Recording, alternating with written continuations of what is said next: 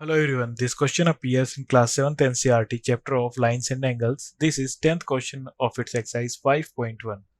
So the question says that indicate which pairs of angles are first vertically opposite angles. So vertical opposite हो जाएंगे हमारे. Vertically opposite angles is when two lines intersect each other, then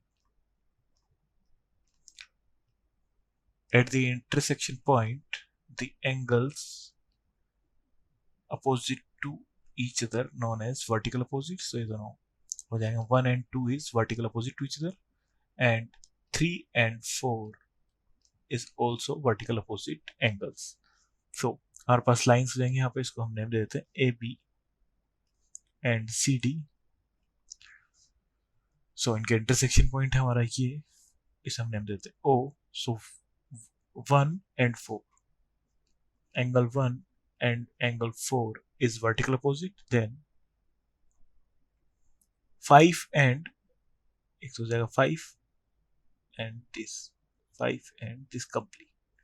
So हो जाएगा angle 5 and 3 plus 2 is vertical opposite.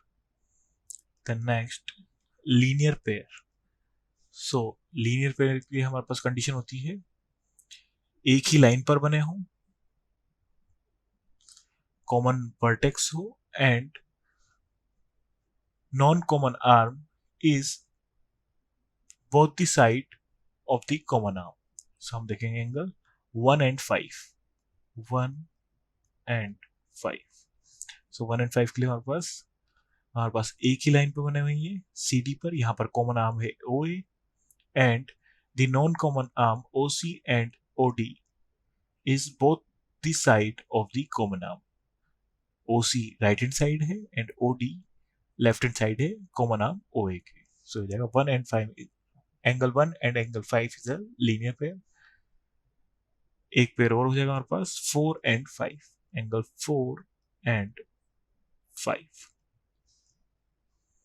सो ये line AB line पर draw की गई हमारे एंड यहाँ पे कॉमन आर्म है हमारे पास OD, कॉमन वर्टेक्स है O and non common arm OA and OB is both the side of the common arm. OA OD के राइट हैंड साइड पर है and OB non common arm is on the left hand side of the common arm OD. So 4 and 5 is the linear pair. Thank you.